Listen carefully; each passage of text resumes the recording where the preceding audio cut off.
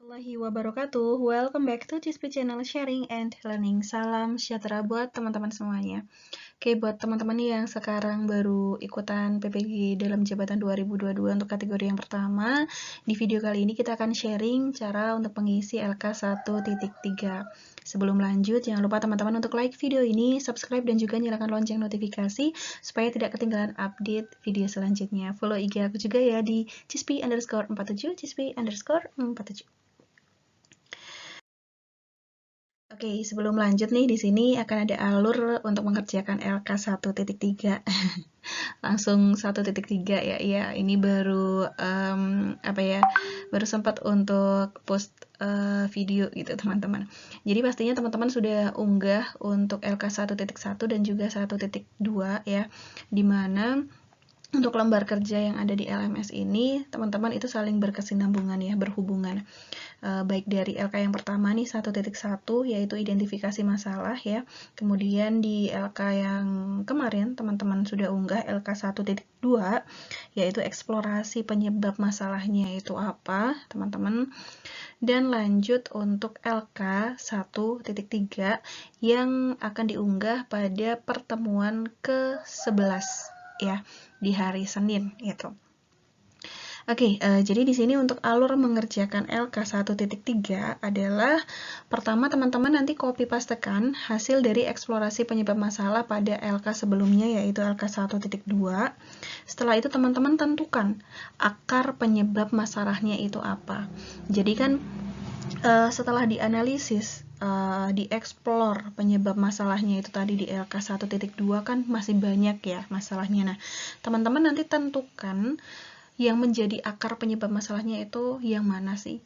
Yang masalah yang paling urgent. Yang masalah itu kalau tidak segera diselesaikan maka nanti akan menimbulkan masalah-masalah yang baru gitu ya, masalah yang lain.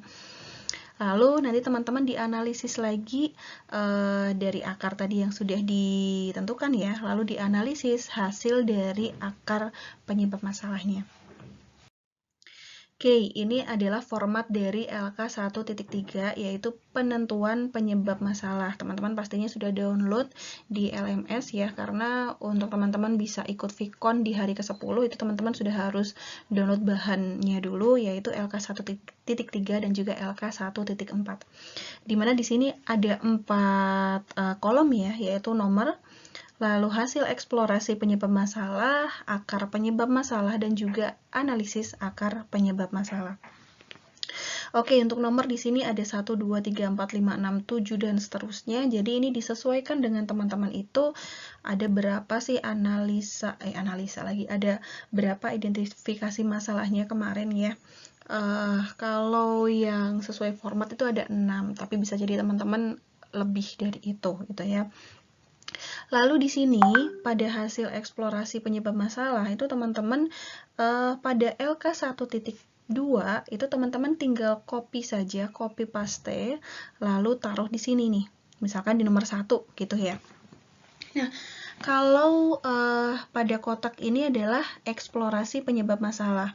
Eksplorasi penyebab masalah itu kan berarti teman-teman kemarin sudah melakukan kajian ya, kajian literatur berdasarkan identifikasi masalah, lalu juga melakukan wawancara ya, disesuaikan dengan masalahnya itu tadi. Wawancara kan bisa dengan guru, teman sejawat, lalu teman-teman juga bisa mewawancarai kepala sekolah, pengawas, pakar, ataupun peserta didik ya. Kembali lagi disesuaikan dengan permasalahan dari teman-teman itu tadi.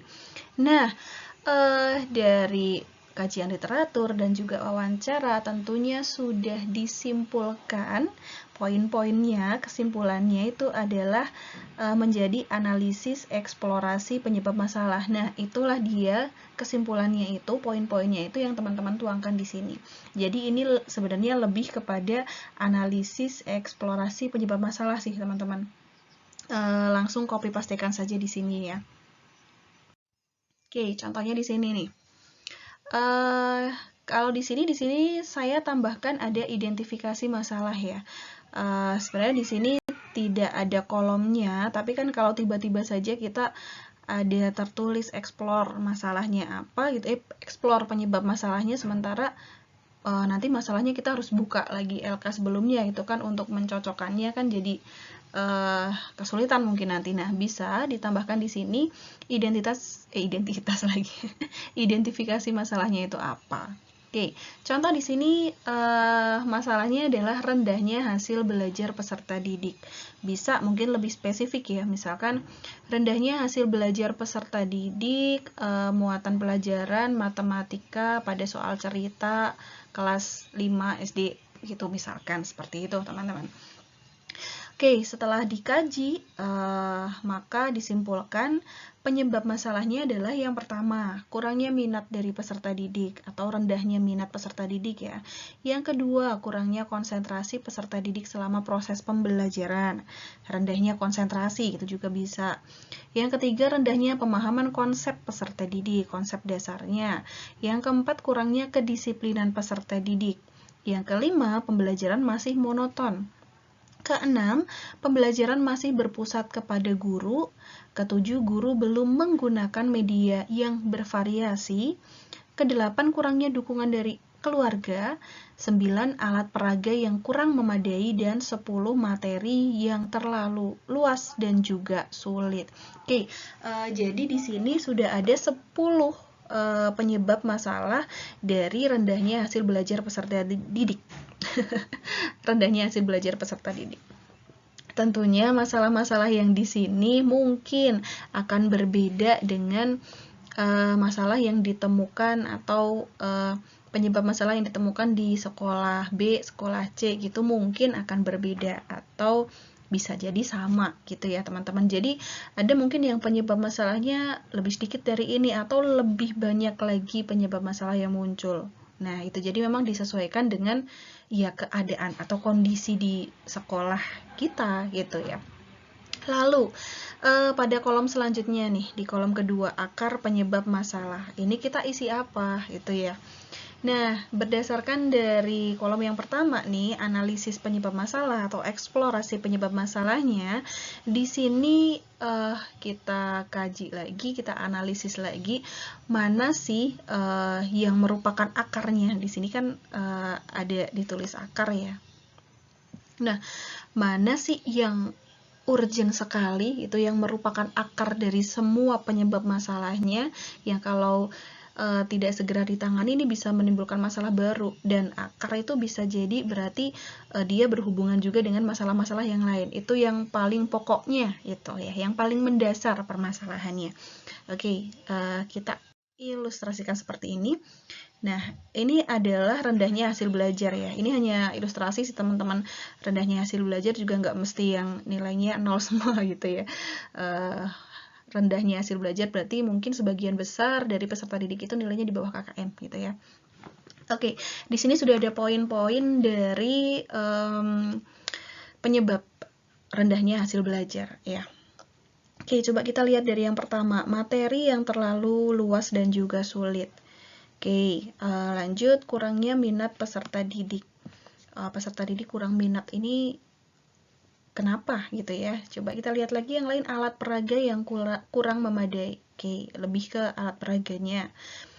Lanjut, konsentrasi peserta didik yang kurang atau rendah. Lanjut, rendahnya pemahaman konsep dari peserta didik. Jadi konsep dasarnya itu ya yang masih rendah.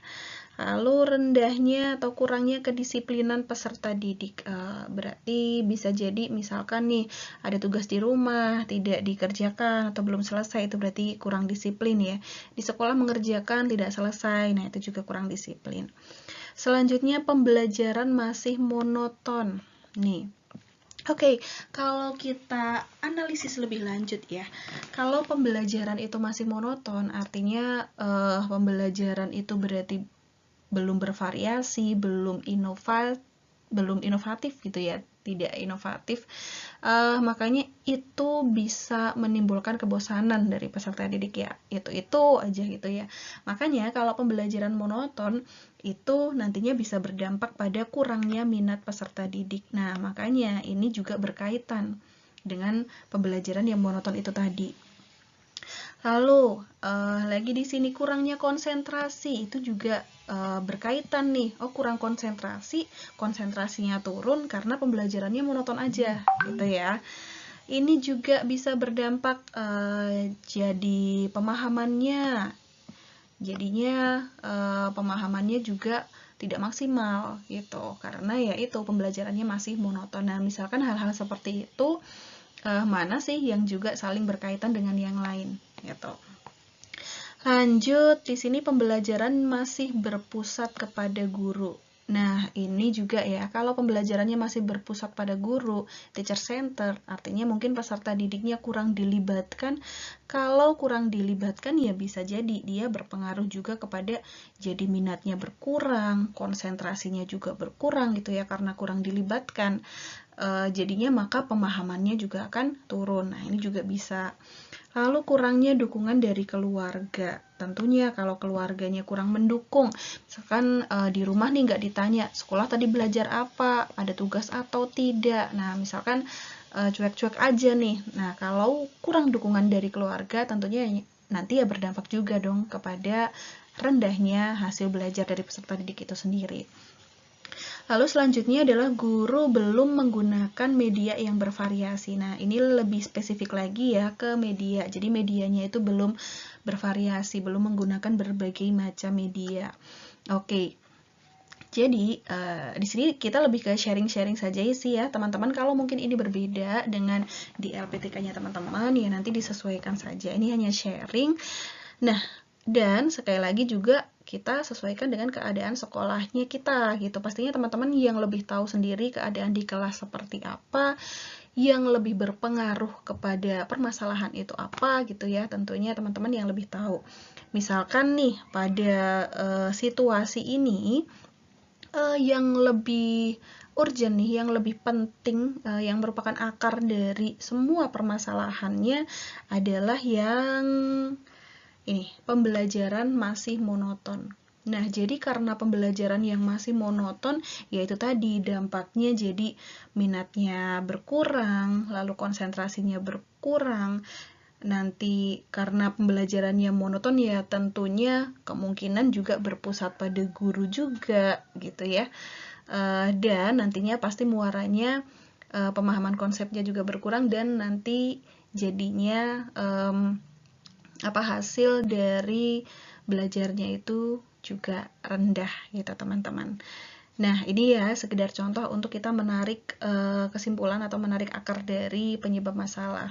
Tapi mungkin di sekolah B bisa beda nih. Misal, di sekolah B itu ternyata dari semua akar penyebab masalah yang di sini, pembelajarannya udah bervariasi nih gurunya, mungkin sudah seperti itu.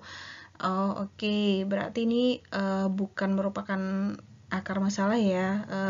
Maksudnya sudah ya tidak monoton banget gitu mungkin, tetapi di situ lebih kepada alat peraganya yang gak ada alat peraga sama sekali ya, makanya peserta didik jadi kurang berminat, kurang senang, kurang tertarik, lalu jadi tidak konsen, jadi perlu adanya alat peraga. Nah, nanti juga kita pikirkan kepada solusinya. Nanti teman-teman kan berdasarkan dari sini lalu ke solusi di LK 2 ya, 2.1, 2.2, ke perangkatnya juga. Jadi solusinya lebih ke nanti alat peraganya, pembuatan alat peraga gitu misalkan, atau ternyata lebih kepada medianya, berarti akarnya adalah media. Oke, berarti nanti kita ada bayangan solusinya, medianya yang harus bervariasi. Oke, jadi kita sesuaikan juga ya dengan kondisi real yang ada di kelas itu seperti apa. Kan ini berangkat dari permasalahan yang ada di kelasnya masing-masing dan otomatis bisa jadi berbeda gitu ya, berbeda antara satu sekolah, satu kelas dengan kelas yang lainnya. Oke, jadi ternyata tadi setelah dianalisis, ternyata akar penyebab masalahnya itu adalah pembelajaran yang masih monoton gitu. Nah, setelah ketemu nih akar penyebab masalahnya, maka dianalisis di sini dijabarkan lagi pembelajaran masih monoton itu seperti apa sih, apa dampaknya kalau pembelajaran itu masih monoton terhadap masalah rendahnya hasil belajar peserta didik itu. Oke, lalu teman-teman bisa tuliskan di sini. Nah, dianalisis lebih lanjut, dikaji berdasarkan wawancara, berdasarkan kajian literatur, lalu sudah disimpulkan. Ternyata nih faktor yang paling penting, yang paling dominan akarnya adalah pembelajaran yang masih monoton. Dimana kalau masih monoton itu belum inovatif, masih belum bervariasi, jadi peserta didiknya itu mudah jenuh, mudah bosan ya. Otomatis kalau mudah jenuh, mudah bosan, nanti juga berpengaruh ke konsentrasinya, daya berpikirnya juga, pastinya nanti ke hasilnya juga berkurang gitu ya, menurun atau rendah. Nah, jadi cara mengajar guru itu juga akan memengaruhi atau berdampak pada masalah yang lainnya. Jadi ini nanti berdampak pada masalah yang lainnya, berdampak pada minat belajar yang menurun, konsentrasinya, dan tentu akan berdampak pada menurunnya hasil belajar peserta didik. Nah, ini bisa dikembangkan lagi, disesuaikan lagi dengan akar penyebab masalahnya itu apa ya, teman-teman, lalu dianalisis lebih lanjut, dituliskan di sini. Dan selanjutnya teman-teman akan lakukan hal yang sama untuk nomor ya, ini kan baru nomor 1 ya, untuk nomor 2, 3, 4, 5, 6 dan seterusnya sampai nomor berapa yang teman-teman kerjakan. Sama di sini, di hasil eksplorasi penyebab masalah itu di copy paste dari analisisnya ya, analisis penyebab masalah pada LK 1.2, lalu nanti tentukan akar penyebab masalahnya itu yang mana dan dianalisis lagi. Oke, seperti itu untuk teman-teman mengerjakan LK 1.3. Oh, ini keliru ya tulisannya, ternyata di sini LK 1.3 gitu, teman-teman. Yang sebelumnya mungkin juga tulisannya LK 1.2 ya.